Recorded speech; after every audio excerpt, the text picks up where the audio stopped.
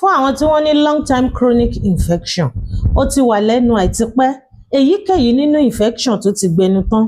ọṣẹ àti àgbo ẹ̀ bismillah prof. now ẹ máa bá mi gẹ́ẹ̀tì epo igi àgàn ó ẹ máa gẹ́ẹ̀tì bàrà ẹ̀gúsí tó gbó dáadáa ẹ bẹ́ bàrà yẹn ẹ yọ gbogbo èso inú ẹ̀ kúrò ẹ gé wẹ́lẹ́wẹ́lẹ́wẹ́lẹ́ ẹ kó sísàlẹ̀ pot ẹ wá kó epo àgàn ó yìí ẹ dà á lé lórí ẹ wá fi ṣóńṣó orí màrìwò ọ̀pẹ ẹ wá kókó ẹ gé wẹ́wẹ́wẹ́wẹ́ ẹ dà á lé lórí ẹ wá bá mi da ẹ̀rù àwọ̀nká ẹ dà á lé lórí ẹ bomi sí ẹsẹ̀ lágbo farabalẹ̀ kó gbọ́ fídíò ìdélẹ̀ kó dẹ̀ fi nǹkan tó bá lágbára sákàǹtì àwọn aláìní tó bá ti ṣe lágbo tán wàá gbé yẹn sẹ́gbẹ̀ẹ́ wàá wá bá mi gẹ́ẹ̀tì sọ́fọ̀ ìmí ọjọ́ wàá gẹ́ẹ̀tì halom wàá gẹ́ẹ̀tì kọ́ún wàá gẹ́ẹ̀tì kànáfùrù wàá lọ gbogbo nǹkan wọ̀nyí papọ̀ wàá pò mọ́ṣẹ́ pẹ̀lú oyin wàá gbé sẹ́gbẹ̀ẹ́ kan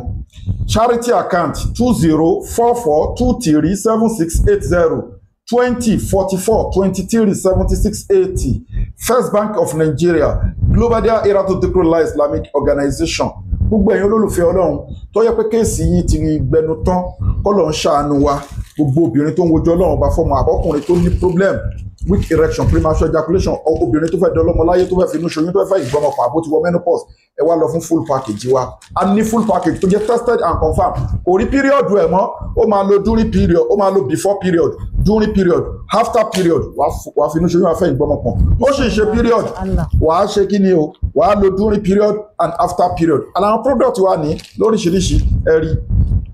miracle leaf ṣe wé ọ̀tọ̀ọ̀tọ̀ 100 àti máa Zemzem la fi preserve senna leaf ó lágbára ikú nìkan ni kò lè wò ẹ gẹ́ẹ̀tì bulldozer med fibroid fún blockage tube àti fibroid oyún ìju àti oríṣiríṣi àwọn kan bẹ́ẹ̀ PCOS ovarian cyst ẹ gẹ́ẹ̀tì caterpillar after period ló máa lo caterpillar wà effective gidi ó máa ti cervical mucus ẹ wá sítòsí láti lè wà fertile láti lè conceive bismillah ta'ala ó lè máa fún sperm ọkùnrin ní motility ẹ gẹ́ẹ̀tì memory booster ìsọ̀yè ileham fọmọdé àti fún àgbàlagbà tó ń gbàgbé nǹkan ó lágbára púpọ̀ jù ẹ gẹ́ẹ̀tì prostate enlargement powder master fún ìsétọ̀ urinary tract infection blood in urine àti oríṣiríṣi àwọn kan bẹ́ẹ̀ tó so mọ́ prostate enlargement ẹ gẹ́ẹ̀tì all in one méjèèjì kò ṣe má ní nílé fún first aid ikú nìkan ni kò lè wo prevention ni treatment ni cure ni ó dẹ̀ wà halal ó wà scientific approved they are all powder ẹ gẹ́ẹ̀tì transformer 1100 power fún weak erection premature ejaculation manpower nǹkan arẹmọ́lé ajẹ́ra ìdákọ́lẹ̀ ó ti yẹ yín sí ló ń ṣiṣẹ́ fún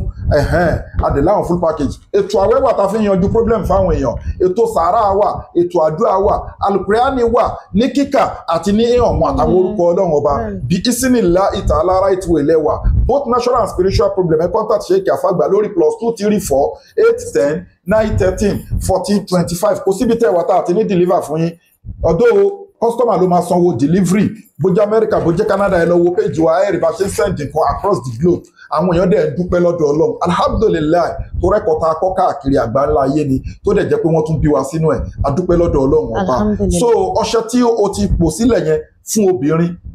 ó máa fi ọṣẹ yẹn ó máa fi fọ ojú ara ẹ̀ àgbo yẹn ìwọ àtọkọ ẹ lè máa mú ṣùgbọ́n wàá máa lu ọṣẹ tó ráwọn míì tí nǹkan funfun jáde ní ojú ara wọn tára wọn sábà máa ń tètè dry tó yẹ pé ẹ ti understand mi ìfẹ́ sọ̀rọ̀ lọ́bẹ̀ yẹn inú àwẹ̀ láwà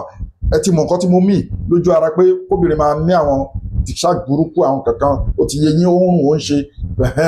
píríọ̀dù náà ṣe bákan wàá máa fọṣẹ yẹn ṣe kínní wàá dẹ̀ máa mu àgbo yẹn bí isnillahi ta'ala wàá dúpẹ́ fọlọ́ ọkùnrin lè mu nínú àgbo yẹn o ó lè mú nínú àgbo yẹn so ó wà effective gidi ẹ fi ránṣẹ́ káwọn èèyàn jàǹfààní ẹ̀ gbogbo ẹ̀yin tẹ́lẹ̀ mọ́ ń fi nǹkan sákàǹtì àwọn ọmọ aláìní ẹ̀yin náà rí i pé bá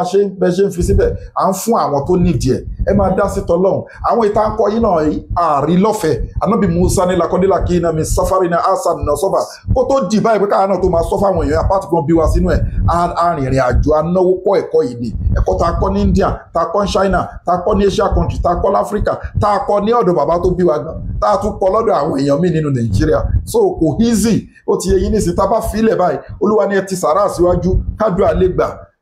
charity account ni put whatever you have there so tó bá ṣe bẹ́ẹ̀ nǹkan tó bá lò yóò rí bẹ́ẹ̀ àdúrà wa gbà ọlọ́run á rọ̀ àwọn gọ́ọ̀mẹ̀ntì wa ọlọ́run á rọ̀ wọ́n lọ́kàn ọlọ́run á ṣe dáadáa fún Nàìjíríà nísìnyí báyìí rí pé gbogbo wa là ń rọra wa lọ́wọ́ káàkiri so Nàìjíríà ìlú tó dáa ní ìlú aláàánú ni ọlọ́run ní bàjẹ́ tí gọ́ọ̀mẹ̀ntì bá kọ̀ àwọn èèyàn ń ṣe dáadáa síra wọn òun náà làánà fi gbérò ètò ìkalẹ̀ ẹ rí pa máa lọ sí prison a máa lọ sọ́dọ̀ àwọn ọmọléèwé ní school à ń try àti ṣe oríṣiríṣi kí nǹkan lè wà balance àdúrà gbogbo wa gbogbo ẹ̀yin customers gbogbo ẹ̀yin fans ẹ rí bá ti ṣe ẹ̀rọ náà gbégbà ẹ̀ ní parẹ́ máa yé lára bismillah ìzájà àránṣẹ́ ọlọ́run kó máa bá gbogbo wa bismillahir rahmanir rahim idha jaa nasrullahi wal fath wa ra'aita an-nasa yadkhuluna fi dinillahi afwajan fasabbih bihamdi rabbika wastaghfirhu innahu kana tawwaba inna lizzata lillahi jami'a gbogbo agbára Ọlọ́run ba lónìí má sàlámù